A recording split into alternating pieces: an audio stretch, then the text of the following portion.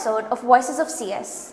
Today, we are thrilled to have Mr. Mohit M. Mehta with us, a remarkable alumnus whose journey from Christ University to Imperial College London has been nothing short of inspiring. Mohit has not only led his family business, but has ventured into entrepreneurship with a promising startup. His diverse experiences in business development and marketing are sure to captivate us. Let's explore his stories and his insights he has to share. Thank you for joining us, Mohit. Thank you so much for having me, Didi. It's always a pleasure to be back to the CS. So, to begin with, could you share about your academic background, like which universities did you consider during your application process and where did you ultimately complete your education? Oh, perfect. So we'll start from my undergrad. I think I had applied to almost every university that had BBA, Business Administration. I applied to the likes of Christ University from Bangalore, Symbiosis, NMIMS, Flame, the liberal arts and everything. And I ended up going to Christ, not because I didn't get into all of these universities, just the approach that I wanted, and the family wanted me a little close to home because Bangalore is not that far. So I applied to all of these universities, got into Christ. I think the process is pretty much similar for all these universities. They have an entrance exam, which is basic maths, basic English, and then you have a presentation, then you have a jam session of sort where you're talking about a random topic which is very relevant, and they also have a technical round where they test your skills on academics, right? And that was the process at Christ. And then I went on to do my masters from Imperial College London. I had applied to almost top 10 universities of London: King's College, LSE, LBS, Imperial College. And Imperial was one of the only universities that offered the flagship course that I wanted to do, which was entrepreneurship, which was inculcated with a lot of AI, technology and management as well. So, and that's why I ended up going to Imperial. The process was very different from your regular process in India. We didn't have an entrance test per se, and your international examinations are not mandatory as well after COVID for some reason. So I just had to get my IELTS to prove that my English is at par with a native English speaker. And then I had to fill in an application which told Imperial what my 5-year plan was, why am I choosing Imperial and why am I doing this course, and why am I choosing London to be specific. And they wanted to know more about me and what I bring to the table and how can Imperial be the right fit. So that was me getting into Imperial with this entire application process. I'm sure this will help a lot of 12th graders like me who are planning to apply for colleges. So let's talk about your time at Christ University. What were some key experiences like projects, internships that stood out to you and contributed to your personal and professional growth? Oh, Christ, it was a roller coaster, I'm not gonna lie. I had 2 years at Christ and my final year was sadly online. Still the biggest regret that I was a COVID batch graduate, but had best time at Christ. I was a part of everything. I was doing theatres, I was doing management festing, I was a part of something called the Best Manager there. It is an individual event where we're taking care of HR, we're taking care of corporate strategy, PR, marketing, finance, everything. And just one person doing this. So that was a part of that. And then academics, we had a student exchange program to Malaysia for 14-15 days, we did that. And sports, of course. I believe the base that I had created with the help of CS helped me go there and continue the same things. I was never shy of the opportunities presented to me over there. We had baking contests, we had cooking competitions, we had public speaking competitions, we had dance competitions. I was just glad that I was not shy and not taking participation in all of these things just because I was not the right person for this. But I just did it because I was like, oh, why not? I get to meet new people. So I was doing all of this, and at the same time I was also doing a lot of gigs, like a lot of Master of Ceremony gigs where I was emceeing a lot of events at Christ, international events, domestic events, local events for Christ itself. So that was a lot of fun as well. So it's safe to say that you were like a jack of all trades? I would like to think so. So moving on to what you're doing now, we've heard some great things about your role at Manish Ply and Doors. Can you share a few insights from there? Right, of course. So Manish Ply and Doors is a 33-year-old business started by my father when he just graduated from school, I think. Yeah. And I joined the business. I think I am safe to say that I joined the business when I was in fifth grade, fourth or fifth grade. And I know the trade, I know how to talk to people, and it's lovely to be in a retail industry because you get to meet a lot of people. You're having so many conversations with so many different people on an everyday basis, and you're understanding needs of people, so that you're acting on those needs. So it has been an exceptional experience as such. I took a break from Manish Pando's, went and did my masters, came back. I realized that Manish Pando's is not what I want to do in the future. I realized that a retail store might not be the place for me in the next 10 years maybe. And that's when I started my own thing, which is an extension of my family business called Mirai Spaces, where we're doing interiors across the country, domestic and out of the state, in Bangalore and Mumbai as well. So I realized that I want to do something in this segment, though I'm still a part of the family business. So yeah, it's all integrated as such. That's actually very impressive.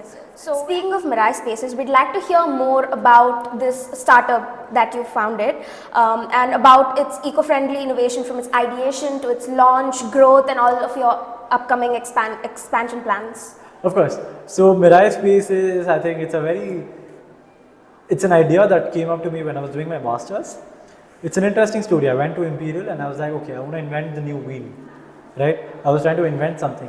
And then slowly I realized everything that needed to be invented is already invented, right? There's nothing new I can do. The only thing I can do new is something in the segment where there's relationship, where there's community, where there is service included, where I can outshine other people, right? There are processes that I can efficiently manage. There are things that I can do better than other people around me. And then I was like, okay, what is my biggest skill? My biggest skill has always been people management. And my second biggest skill was the base that my father has created in the industry of interior raw materials, right? So I was like, how do I merge both of them? How do I get to still talk to people, yet be a part of the family business? I was like, okay, if this is what I want to do, I will have to do something in the service industry. I was like, okay, I'll start something in the interior design services where we're doing execution for a lot of people for their residential and for their commercial purposes. I realized again, I'm not doing anything new. There are big unicorns in the market like LiveSpace, HomeLane, and even homegrown contractors at this point, right? I was like, what am I doing different here?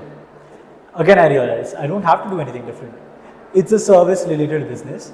I just need to make sure that I'm performing my actions in the most professional manner. I'm sticking to my deadlines. I'm using the best of the materials and making sure that I'm having a great relationship with my clients and my suppliers. My supplier being my father at this point. So I was doing that. And then, so Mirai Spaces, the name is a Japanese word. Mirai means future generation, innovative and futuristic as such. So I want to integrate a lot of AI, a lot of VR capabilities where we are showing people's houses before they are even designed so that they get an experience of how their house is going to look like.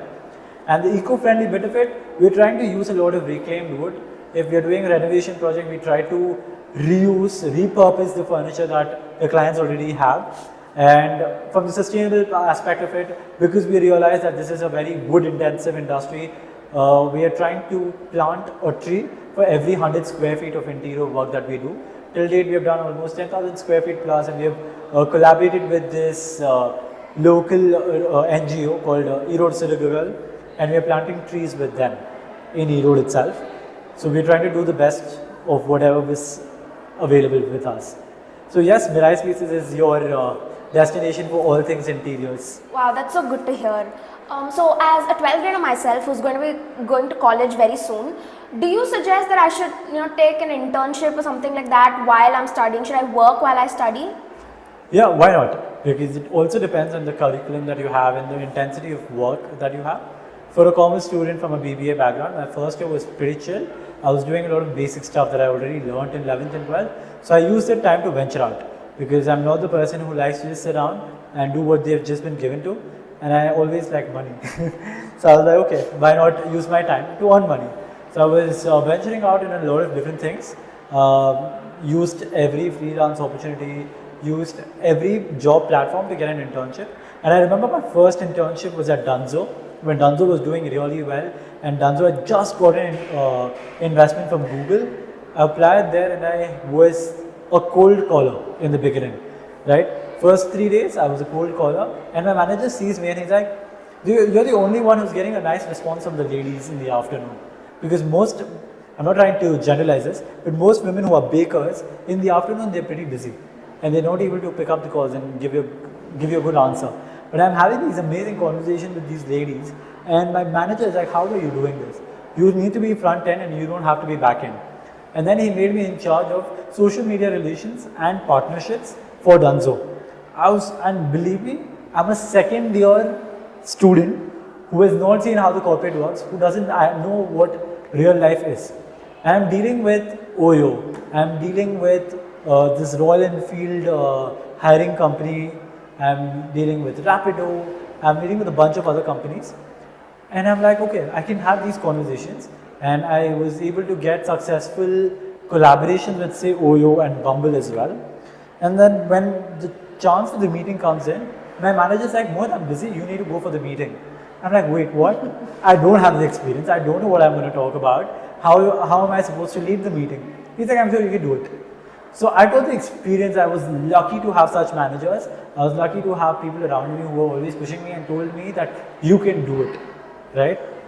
Age doesn't matter, whatever your study doesn't matter, as long as you know what you're good at and you're able to achieve that. After second year of university, once COVID came and it was online, I was not able to put in as many hours as I wanted to in academics because it was a little blah. It was online at the end of the day, right? So I got into this startup called A Diabetic Chef. It is run by this master chef India guy called Chef Harsh Kedia. He's Forbes 30 under 30 as well. And he hired me as a graphic designer. For the first month, I was not even paid. I was so underconfident that I told Harsh, please see my work first. If you like my work, then start paying me. Because I was so underconfident, I didn't know if I was going to sell the right things, right? He was like, sure, we'll work it out. And then you won't believe me, I went from doing graphic designing to heading sales, heading accounts, heading social media, taking care of media buying, taking care of PR for a diabetic chef. Because it was a startup, you're doing everything. So I've seen that brand go from a baby, from product designing to getting that product in different stores. I'm so happy to say that on my phone right now, I have the chief marketing officer of GeoMart, just because I connected with him on LinkedIn and he thought I was the brand owner. Because I took a responsibility and ownership of the brand as such. And I got us into the GeoMart. And then I also got connected with Cred, because I had a beautiful, well-invested LinkedIn account. And I'm telling you, Diti, if you're getting into your college, now's the right time to get your LinkedIn account. Please invest a lot of time in your LinkedIn account, get connected with the right people. Because that allowed me to connect with these people from Cred, from Oyo, from Bumble, from GeoMart for that matter. It was always cold emailing. I message 100 people from Cred who are not even in the purchase industry, right? Purchase department. But they helped me connect with these people just because I was mutuals with them on LinkedIn. So that was a lot of fun. And then in my masters, it was a complete 180. The experience that I had was not as professional, but I was a bartender there in London, in my own university's bar. So I had, again, the best manager ever. She was very accommodating. Whenever my classes ended, I used to just go to the bar and I'm doing bartending shifts. I'm meeting so many people. And so it was a bar only for the researchers and the PhDs and people coming out from different universities. So I'm meeting people who are designing VR. I'm meeting people who are creating software that will help you convert your videos, a normal video, into a video in VR. I'm meeting people who are researching about algae. I'm meeting people who are talking about cancer research. So from the behind the bar, I got to see the world. I'm working with Polish people, I'm working with Romanians, I'm working with Spanish people, something I have never dreamt of. So it was a beautiful experience. It has made me the person I am today. I've become so extroverted. I can do small talk, I can have conversations, I can yap basically. That's one thing you and I can both relate to. I'm glad. So speaking of your time in London, do you want to share with us how your campus life was when you were studying in Imperial College? Of course. The one thing I love about Imperial is the campus. because Imperial is one of the only universities that is centered in London, in like prime London. And if I walk straight ahead, there's Kensington Gardens where Prince Harry used to live. And if I walk the other side, it is the most historic road in the entire city or the country. Right? We have it's called the Great Exhibition Road because there's a science museum, there's Victorian Albert Museum, and there's also the Royal College of Art and the Royal College of Mines and everything. One of the most historic lanes. So anytime I felt homesick, I walk across this lane and I'm like, wow, what a life. I'm just glad that I'm here and I'm part of this community and I'm part of this entire thing. The second thing that I loved about London as such were the people. I got to meet people. In my class of 86 students, they had 40 nationalities. I have friends from China, I have friends from Germany, I have friends from a small country called Belize in South America.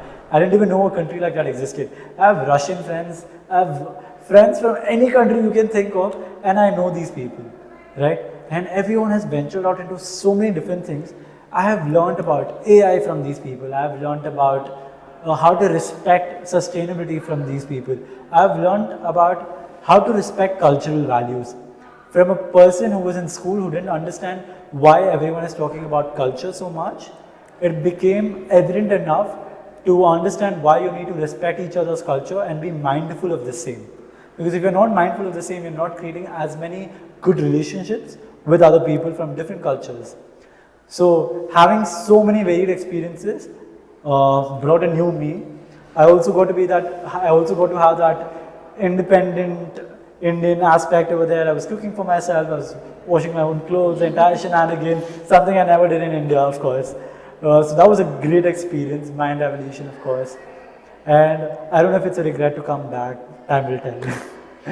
So, like, what about the like other activities that you did, like in the college? Oh clubs, yes, societies. Of course. I'm sorry I didn't bring this up. I was a part of this innovation and entrepreneurship club, and one of the best things I ever did. We had people come in from different universities across the UK, talking about innovation, talking about new startup, talking about research in EVs, electronics, hydrogen-powered vehicles, and whatnot. And we're doing that. And the other side, a lot of people in my community and people in that university had family members who had cancer or who were survivors of cancer, right? Even in our family, we had a survivor of cancer, right? And we were like, okay, let's do something for the Cancer Society at Imperial, because the network comes from the entire world and the amount of money that we can raise in a university like Imperial is a lot. So we started something called the Anthony Nolan Bone Marrow Society. It was more like a revival. It was already a part of Imperial, but it had to be shut down because it was not been done well. And then we revived that. Anthony Nolan is an organization in the UK that helps you get bone marrow and does a lot of awareness programs for the same. So we were happy to start that. I was a part of that society. We started that society. So that was a great initiative as such from the entire university. And yeah, that's about it for my life at Imperial. So you're working now. So how do you manage your work-life balance? This is such a tough question. Work-life balance, I think, is something lovely to talk about, but it's very tough to achieve. I have work hours like 9 to 9 from Monday to Sunday. Because it's a client-facing role and I'm the founder, I need to always be there, right? I am sure I will reach a stage where I'm able to systematically get everything set up where I don't need to be part of it and it will automatically run like a well-oiled machine. I'm sure it will happen very soon. But for now, work-life balance is nil. I don't know when I'm sleeping, I don't know when I'm getting up. But I would love to join the gym, I would love to have a personal time for myself and stop binge watching, I guess. Yeah, that's work-life balance. But, I'm sorry to interrupt you. But one thing that I'm happy about is that I'm with my family. At the end of the day, when I have lows, because I've just started something new, there are times when things don't go my way. There are times when we are having fights on site because things are not going at the same timeline that they're supposed to. And when I come back home completely frustrated and I feel I'm defeated in the world, I come back and I get home cooked food. I'm talking to my family like nothing has happened. And that's one thing I respect about my dad, because he has been working for the past 34 years and I've never seen this man come with a frown when he's entered the house. He's always entered with a smile and has always asked me how my day was. So that benchmark is already set. So I feel a little guilty when I've come home and I'm like frustrated out of my life. Oh my God, what have I done? What is happening? And I'm just like, this man has done this for the past 34 years and I'm just starting and it's just been a year. I can't stress so much. So I take inspiration from my dad and I'm like, it's okay. Everything is happening. Everything happened for the good and it's not the end of the world. Even if you make a mistake, it's not the end of the world. It's actually very inspiring. So, as someone who is going to be applying for colleges very soon, I should have started by now, but God knows what I'm going to do. But what advice would you like to give to me and everyone, like all of my friends and everyone who's watching us? You need to understand that you're not the only one who's confused, right? Everyone around you, including your parents and your friends, even their parents, are confused because no one knows the right answer. If you knew the right answer, you would already be doing what you wanted to, right? You wouldn't be venturing out into different things, doing multiple things, if you had a straight mindset, like a horse mindset that I want to do only this in my life, right? So it's okay to be confused. Keep your options open. It's very important to keep your options open at this age because you can do anything in this life with the onset of AI, with the onset of technology being there so much that if you want to start a tech related business, you can. So just because you have come from a commerce background doesn't mean that you can't do an AI or a tech related business. So keep your options open. You want to do a course in mathematics, you want to do a course in computer science, you want to do a course in coding, go ahead and do it. Never tell yourself that, man, how am I going to use this? I'm a commerce student, I just need to learn tally, I just need to learn this, and it's going to be okay. The second thing I would like to say is build soft skills and hard skills. As many people as are telling that, oh, your soft skills are important, it's important to understand hard skills are as important, right? Someone who's coming from a commerce background, my hard skills are only knowing accounts, right? But today, anyone can do accounts. Who has a software can do accounts, anyone who has an Excel can do accounts, right? It's not something only I can do, right? Coding becomes a hard skill. Knowing a new language, maybe a hard skill, right? Prepare yourself that you can learn as many hard skills as possible and never feel that how is this connected to me? How is this going to help me? Just do it because you're like at that point it felt right? Third thing, keeping options open also in the mindset of co-curriculum. Don't think that education is everything. I'm sure education is a part of it, but what makes you an all-rounder, what makes your personality grow is how you're connecting with people. If you're not able to hold a conversation with a stranger, what good is your education going to do? Right? So you need to be around people, talking to people. Believe me, the friendships and the network that you make when you get outside the class is the network and the friendship that you will have for life. The friendships and the group work that you're doing in class, you will forget it. In 3 years, once your course is over, you won't realize who you work with or what their contribution to your group assignment was. Your memory with them was the trip I did with this person, this lovely dinner place we went to, or this meditation course that we did together. All of these things will always make sure that you are forming relations for life. So never discount things like this in your life and never feel guilty about this ever in your life. I think that's about it. And from the education perspective, I think go ahead, apply to as many universities as possible. It's a game of probability. It's a game of numbers. You will apply to 100 universities. You will 100% get into 10 universities at least, right? I don't know if you'll get in the top university of your choice, but God has a plan for you. And it's okay if things are not going your way. It's not the end of the world. Mohit, looking back on your academic and professional milestones so far, we want to sincerely thank you for sharing your insights with us today.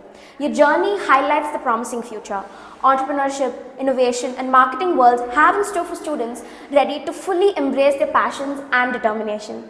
Thank you once again for the openness and being such a positive example. Thank you so much for being so kind with your introduction and your closing statement. Always happy to be at CS, and all the best to you.